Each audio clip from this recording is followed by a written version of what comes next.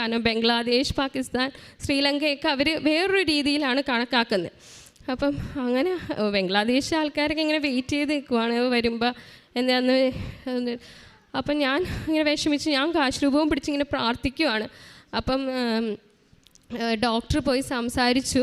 അങ്ങനെ ഡോക്ടർ പോയി സംസാരിക്കുന്നതിന് ഇടയ്ക്ക് അവരെന്നോട് പറഞ്ഞാൽ ഇറങ്ങാൻ പറഞ്ഞു ഈ റൂമിൽ നിന്ന്, നിങ്ങൾക്കുള്ളത് അവിടെയാണ്, അങ്ങോട്ട് പോകണം എന്ന് പറഞ്ഞു. അങ്ങനെ ഞാൻ എൻ്റെ ബാഗും സാധനങ്ങളൊക്കെ എടുത്ത് ബ്ലാങ്കറ്റും ഒക്കെ എടുത്ത് അങ്ങോട്ട് പോവുകയാണ്.